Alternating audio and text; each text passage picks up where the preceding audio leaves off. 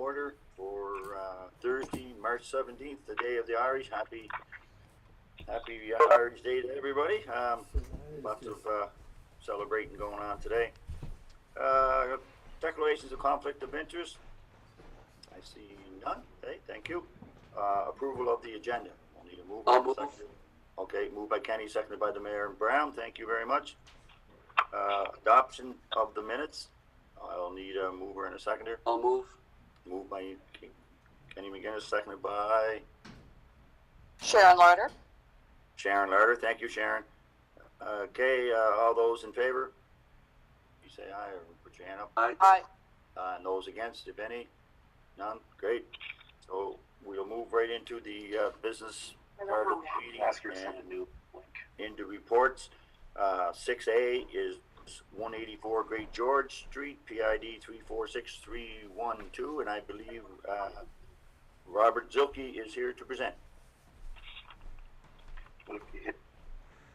Thank you, Mr. Chair. Can everyone see my presentation? Yes. Sending a new link. Perfect. All right, so today's application is in regards to the renovations of an existing fuel station located at 184 Great George Street. The site, as you can see here, is located on the corner of Great George and Fitzroy Street. It's a prominent location within the 500 lot area, down one of the main streets in the 500 lot area. It's zoned downtown Main Street, of course, and designated downtown because it's located in the 500 lot area plan and subject to the regulations such as design therein. The surrounding property is located adjacent to it is the Holland Grove House, which is a designated heritage inn. When you go directly north, you have a restaurant. Across Fitzroy Street is the Atlantic Institute of Technology. And so basically we have a bunch of mix of uses, commercial, office, and then residential to kind of the northeast portion there, as you can see, which is highlighted in yellow. This is the proposed site plan. So the applicant is proposing to do some exterior renovations. There is a change of use. This went through an approval process through the major variance, which council did grant approval to. Now is the next phase in regard to the design of the building and the design of the site. So, you know, you folks would be looking at any recommendations forward by the design reviewer and staff input. So this is the site plan as proposed and submitted by the applicant. This is the proposed facade. So this facade would be facing Great George Street. And we have the southeast elevation that would be facing Fitzroy Street. And then your northwest, which would be facing the existing restaurant to the north. And then, of course, your northeast, which is adjacent to the Heritage Inn. So those are kind of the facade details that the applicant submitted. We did send this to a design reviewer, Aaron Stafford. So Aaron came back with some items and lists for recommendations to proceed forward. So the first major item was the lighting should be consistent with the ambient lighting conditions. So there should be an ability to dim lights during later hours and to match the conditions, the lighting conditions of the area. The second one was a recommendation, but just for consideration, was to mirror the floor plan to replace or swap out the existing retail portion of the building to the southeast corner. However, discussions with the applicant who is online shows that there could be existing infrastructure and operations could make that difficult because they do have some of their utility and electrical utilities located right here into the northwest. So the interior renovations for the retail portion would be located in the existing, which was once the service garage. So that would be constituted as a change in use, but that's where that main retail area would be located. Going back though, building materials was pointed out, and staff pointed that out as well in the report, was the corrugated metal siding with exposed fasteners. So that would be located along the southeast elevation drawing, so that would be facing Fitzroy Street. The guidelines are quite clear that you can't use exposed fasteners for any facade facing a public street, so this would apply in this case as well.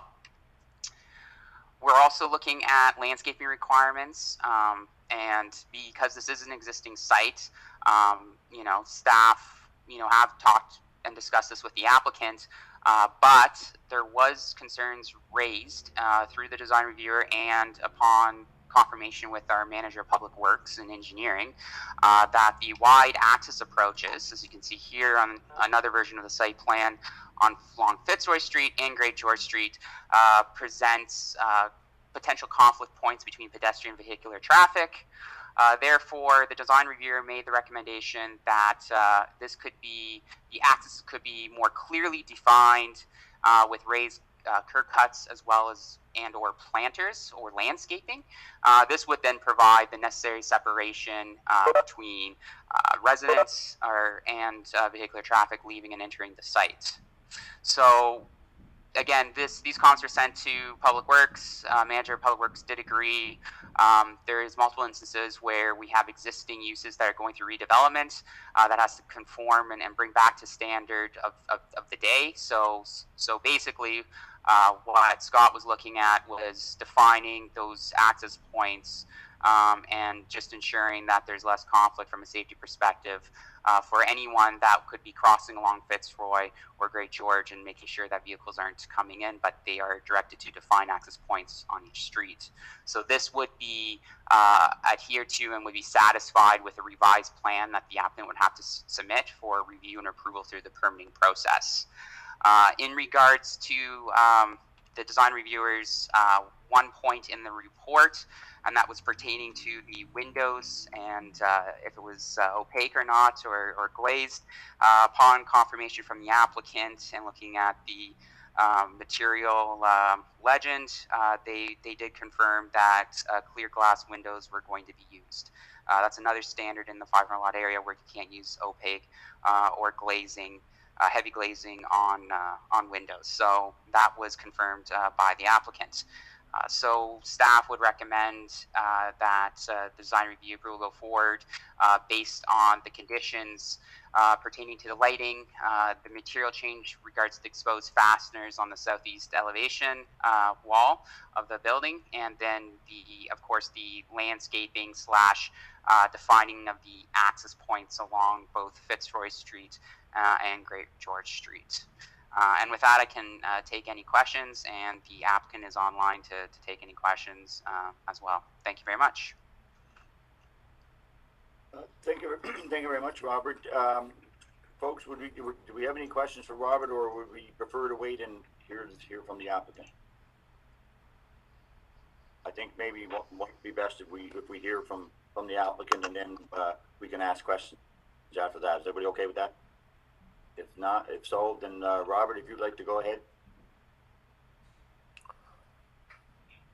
Hello everyone, this is Pedro Varjavan from EXP, the applicant for this project. Thank you, Mr. Chairman and councilors, and Robert for the presentation.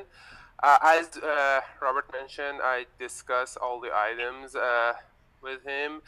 The only concern that I raised regarding the landscaping is that the access to the site, ingress and egress, and the sidewalk, pedestrian sidewalk, are in the city property. And as you can see in the site plan shown, the owner's property is actually within only the asphalt area. So I'm not sure if that proposed landscapings and curb cuts and defining the access to the site should be done within the city property and by the city, or within our, the owner's property. So that was the only concern that I raised.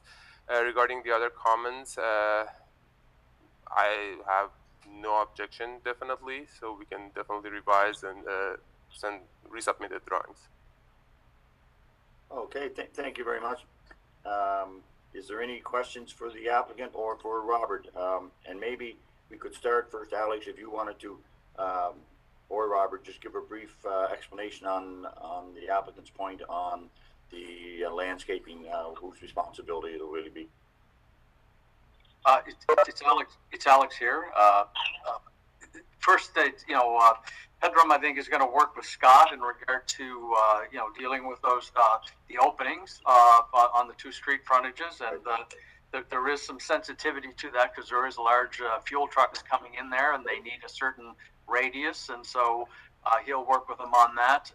And then on the issue of whether it's the public right of way or the applicant's property, we will try to be as flexible as we can in regard to just ensuring that the intent of the bylaw is met. It's an existing property, and then Scott also deals with the public realm, like the right of way is something under his jurisdiction. So he may be able to do something as well. I don't like to commit him to something that until he agrees to it himself. But again, it is in the downtown. It's an important site. It's a high-profile site, and I'm sure Scott would be more than willing to work with the applicant on this application. Thanks. Okay, thank you very much, Alex. So we'll open it up to the board. Anyone got any questions for either Robert or the applicant? It's Ken McGinnis. I'm just wondering if you can elaborate on the exterior of the building on street side,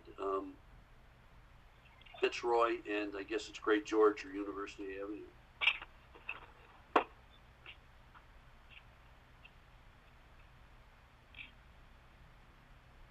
Is that question to So I guess That's yeah. I'm just wondering. Yeah, it's a question. Sorry, what was the question? The exterior elevations on the street sides, Fitzroy and University Avenue, or Great George Street, I guess it's called. Could you just elaborate on the exterior elevations, what the materials? Sure, yeah. So basically, the main material is the ACM panel, metal panels, which is the standard underrun material all across the board, which we have at the frontage facing Great George Street. And on the side, we continue that same material, panel board, but at some point, what was proposed was corrugated metal, just to be a little bit cheaper material for the owner, but now we can just continue the same ACM panel all across. Okay, thank you. Could I just follow up on that, Mr. Chair? Mr. Mayor. So, Pedram, so just to follow up with the board member Ken McGinnis asked, so ACM panel, that is a accepted material in the 500 lot. Maybe Robert or Alex could, I heard the presentation. I'm just trying to. It's a question of clarification. I would say maybe Alex and Robert can confirm, but I believe so, because the comment from the design reviewer and Alex was only regarding the change of material to corrugated metal, where the fastener are visible, and with the ACM panel, all the fasteners and joints are hidden. So I'm assuming that should be an acceptable material. Just a clarification, Alex or Robert. Yeah, through the chair to your worship, Pedram is correct. The applicant is correct that these panels, because it hides the exposed fasteners, it would be an acceptable material in the 500 lot area. The only time we get into metal siding that's not acceptable is when we have those exposed fasteners, which is located just partially on the southeast elevation side. So that'd be Fitzroy facing side, which the applicant would then continue the metal paneling on that side of the facade.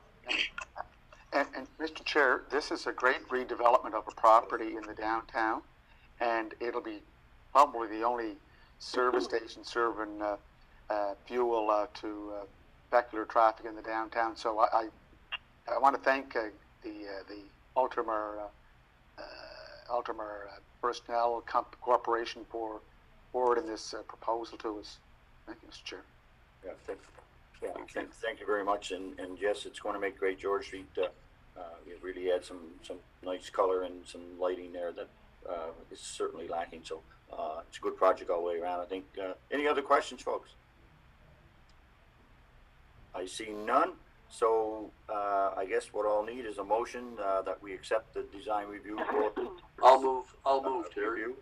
Okay, moved by Mr. McGinnis, seconded by Councilor Yankoff. All those in favor? please raise your hand if I can see you, or, Aye. and then if there's anyone against, please just speak up or wave or whatever. Yeah, okay. I see no one against. Okay, thank you very much. That passes on to council. Thank you very much. We 25 for ID number 19734, and I believe Laurel, you're doing the introduction. Hello? Can you guys hear me? Yes. Yeah, we hear you. I'm just trying to get my presentation. Ellen, can you share the screen with me? You have that presenter mode already. What's that? My phone seems to be cutting out.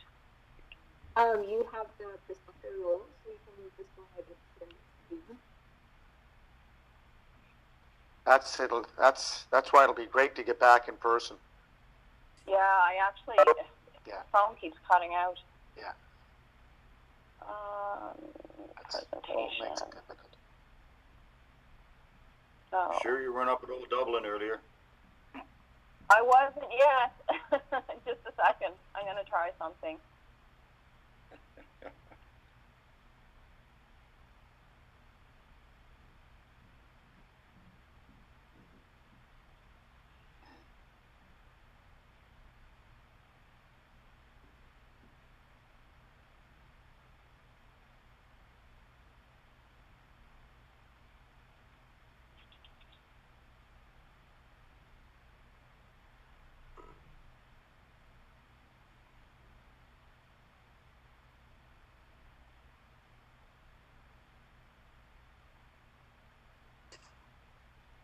Okay, can you guys see that now? No. Oh my goodness.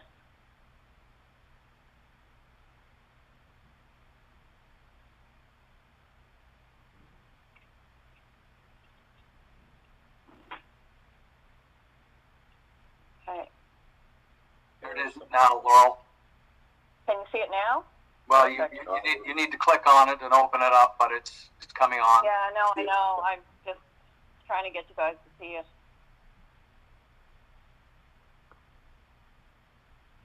Okay, I think we got it now. Yep. Can you see it now? Okay, perfect. Yes. Yeah. All right, so here we go. Bumpy start for St. Patrick's Day.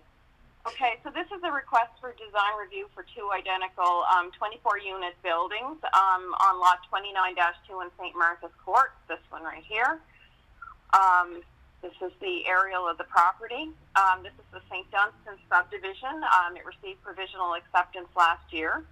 The application is being brought forward for design review as a condition of approval for a comprehensive development plan for the property. This property went through, the subdivision went through CDA concept plan and public meetings before it received approval. So this was one of the conditions of the development agreement. In addition to the city's design review process for these properties, the developer of the subdivision has also developed restrictive covenants that employ design criteria for the buildings on the property.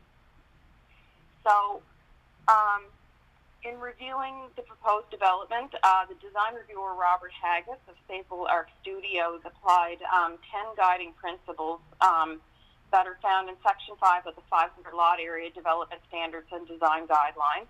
And these principles, they're applied to ensure that the architectural design of a proposed development maintains a higher quality of design and it's constructed with a consistent type of material. So on October 16th, 2020, the applicant submitted facade drawings, elevation floor plans, and site plans of the two multi-unit buildings for design review. And they were included in your package as attachment A. So staff sent the drawings to an independent design reviewer, which is Robert Haggis from Sable Arc Studios. And on October 20th, the design reviewer submitted his formal review, which he addressed all the 10 guiding principles. And overall, he indicated that the overall design concept conforms with its environment. It's mindful of the precedent it will be establishing within a new development, and that the overall design is strong and meets the intent of within the 500 lot guiding principles and development and design standards. This is a shot of the two proposed buildings and a closer look at the concept plan. So when he did the design review, he brought forward some recommendations, and they're basically just recommendations for the board to consider. They weren't hard and fast recommendations that he felt that they needed to be employed or the development couldn't go forward, but he brought them forward so that the board could be mindful in considering these when they were reviewing the project. So he basically recommended, in relation to siting and orientation, that further development and articulation of the entrance corridor could be considered. He indicated that the interior space between the two buildings and courtyards is in plain view, and that the area could be addressed with landscaping, retaining structures, bench lights, and etc. So this is the area that this is the main parking lot, and then the courtyard that he is referring to is in this area. So porches and entry, felt that the rear parking lot entry would likely be the primary access for most residents, and recommended that those entrances could be further developed with canopies and or wind walls for protection from the elements. Some of the porches and entries you can kind of see here. So he was talking about these and also this area here. This is the area that would face the back parking lot. So in relation to materials and finishes, he indicated that the rendering suggests a cedar shingle look. You can see that here in the concept drawing. And for the most part, in the building, the material legend carries a vinyl or cement board, clapboard siding. So in the legend, it talks about clapboard and vinyl, but in the actual concept drawing, it shows these sort of cedar shakes, which could be vinyl as well. So he suggested that in the render perspective, in place of the clapboard siding, that we may want to consider these vinyl type shingles that resemble cedar shakes. He felt that the texture of the shingles were a nice contrast to the cement board panels. So he indicated that you could either do natural cedar shakes, or you could do the vinyl siding that resembles cedar shakes. So in relation to landscaping, he did reiterate that some further thought may be given to the entrance courtyard by providing some landscaping elements to soften its edge and highlight it from the public thoroughfare. And he indicated that the same level of thought should be given to the two parking lot entrances as well. So here. So the design reviewers indicated within the report that the recommendations provided only were put forward as suggestions, or would recommend that he would recommend the project be approved by the design review committee, and that it should continue forward. So staff feel these recommendations, they're a benefit, and they would help to strengthen the design of both buildings on the site. However, staff are deferring the suggested recommendations to the board to determine if they are in agreement, and if so, which ones they feel should be implemented. Staff feels the application should be approved with whatever suggested recommendations the board wishes to support. And in conclusion, the applicant has met the intent of the zoning and development bylaw and the 10 guiding principles within the 500 lot area development standards. And in terms of design review, we're recommending for approval of the project. If there's any questions, I can answer them. Thank you very much, Laurel. So we can open up the questions if anyone has anything. I do have one. Go ahead. Terry, it's Alex. The applicant is present as well. If you want to allow him, Mr. Stafford is here to yes. To provide some comments. I just thought I'd make you aware of that. Thank you. Okay. Yes. If they want to speak, please feel free. Yeah. Go ahead. Thank you. I can just update you a little bit only from the fact that this was submitted back in October of 2020. We have since gone out to tender with this project. We have full construction drawings submitted for building permit at this time. So this was kind of through the review process, realized that this had been submitted to the design reviewer, but had never made it to your design review board to get kind of final approval. So I can just update you a little bit on the materials. So right now we are building it as per, I guess, the rendering, which is using a 7-inch vinyl shingle, and then the other material is a cement board panel. So it'll look very much like the rendering, and not the, I guess at the time we were back and forth on what the material would be and what the cost would be, but we have since gone out and kind of finalized all those numbers so the developer feels comfortable moving forward with the vinyl shingles. At this time, the construction is going to be broken down into 2 phases, I'll say. So we're going to build the first 24 unit through completion and lease up, and then start the second phase. So the courtyard between the 2 buildings at this time, we certainly took those comments, and I think the comments received from Sable Arc and Robert Haggis were, I think, fair. The courtyard had not been developed. The final grading and siting and elevation of these buildings had not been developed. So some work has been done on that, and will certainly be finalized when building number 2 gets underway, because the majority of that work won't happen until we get the foundations in for the second building. So again, I'm happy to, I guess, answer any other questions, but just wanted to update you on those components. Thank you very much, Aaron. I believe Councillor Yankoff has a question. Thank you, Chair. I just noticed the staff was not willing to give a recommendation, and they were turning it back to this committee. And we are we don't have the knowledge base that the staff has. So if there's no recommendation willing to give, I would say that and because the design reviewer's recommendations didn't say it had to be done. He said that the 10 guiding points were covered. They were just some suggestions, but he had said that it was fine the way it was. I would say that unless the staff is going to recommend, I wouldn't expect the developer to make any changes at this point, unless there's something more the staff can share. Thank you. Like I said in my report, Councillor Jankoff, that the recommendations were only suggestions. They weren't hard and fast recommendations. We did talk to the design reviewer, Robert Haggis, and he merely put them forward for the board to consider in deliberating the application. Staff is not opposed to not recommending for this project. We feel that it's an appropriate project, and we did recommend in the report for the project. So as Aaron Stafford has indicated, some of these things have already been addressed, so we don't have any issue with recommending for the proposal. Okay. Thank you, Laura. So, sorry, Councillor Yankoff.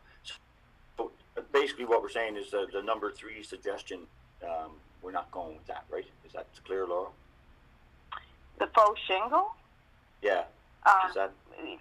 I believe you are, aren't you, Aaron? That's Yes. what you indicated? Yeah, that's It's correct. like a combination. Oh, that's the same. That's what you meant. Okay, sorry. I misinterpreted. My apologies. The only, I guess the only concern I have is in previous CDA zone projects,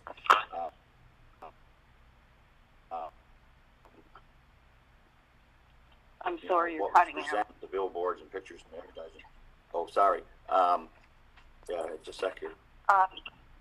You're good now, Terry. Okay. Yeah, Just I my couldn't hear concern. that. Okay, I'll start again. Just my only concern, Laurel, was in the past we've had some developments where the CDA zone was involved, and what was presented as a picture and what was presented, what was actually going to happen was different. So I kind of hope we've learned from that, and we stay on course with what's being proposed. And just a reminder that if there is anything else to change, we would have to go back to the public process. So just thought I'd throw that in there. We learned that lesson. So, any comments to that? I'm willing to entertain. Well, I believe in this case, I wasn't involved with this project when it went through the CDA process, but I believe in that case, they didn't, there was no building design presented at that time. It was just basically site plan and approval and concept of what would come forward. The CDA process requires that final architectural design drawings be reviewed by Planning Board Council. In this case, when the CDA proposal was brought forward, they added an additional layer, which was design review, which kind of goes over and above what we would normally do in a CDA approval process. So this is actually more stringent than what we would have originally required for the CDA process. Usually the plans would only go to Planning Board. In this case, they've gone through a whole design review process and they've gone to the Design Review Board. In addition, the developers have also initiated their own informal design review process when they're approving projects for approval in their subdivision. So this one's kind of received a lot more scrutiny than what normally would happen in the CDA zone. Okay, thank you very much. Any other questions, folks? Mr. Chair? Yes, Mr. Mayor. I just want to clarify. I think Aaron, could you just remind us, this has been in the queue since 2020?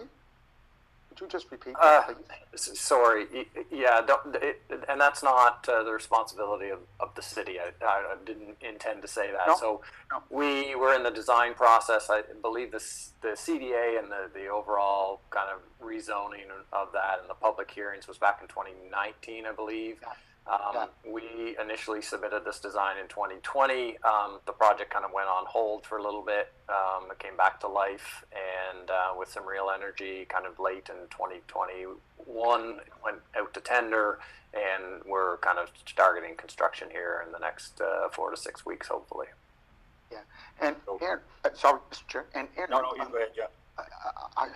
when I first saw this on the agenda, 25 St. Martha's Court, I said, a design review for 2 apartment buildings that will be overlooking the Charlottetown bypass. I just said, man, we're really extending the boundaries of this design review, which is very important. Don't get me wrong, but I just thought I thought the design review was more isolated in terms of, like, for example, UPEI that's overlooking University Avenue or down in the 500 lots. But I really appreciate all the hurdles that the developers and open practice have jumped over to get this project to where it is. I just would like to add, under the cedar shingle look, is it a composite shingle? Like, I think I'm seeing more and more of that. Is that what it is, Aaron? Sorry, I had a phone ringing in the background. It's a vinyl shingle, actually. Yeah. It is not a cedar shake as lovely as that would be, but I think from a maintenance and ongoing perspective, it doesn't make sense on a 4-story building. So. No, but I refer to the building on the corner of Richmond and Pownell, next to Laurie Pendleton's, the Duffy building. They use that's a composite shingle too, is it not? Are we looking at something like that, or is it just on Richmond and Pownell? Yeah, kitty corner to the back of the Dominion building.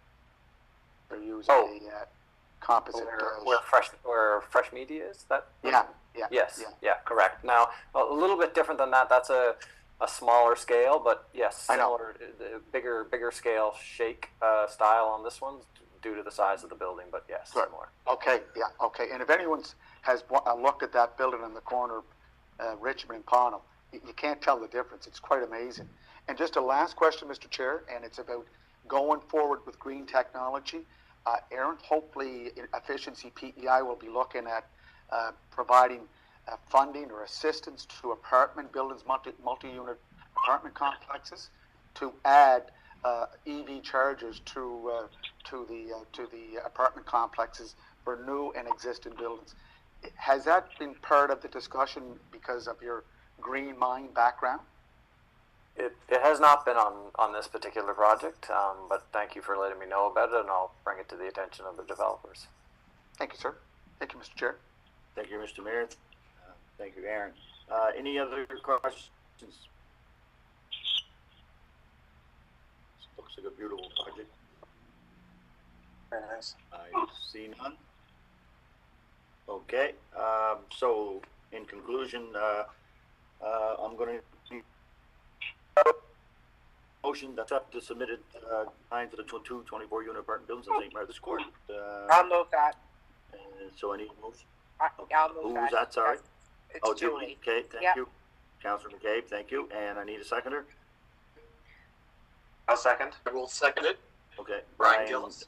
Brian Gillis seconded. Okay, thank you very much, Brian. All those in favor, please raise your hand, wave, whatever.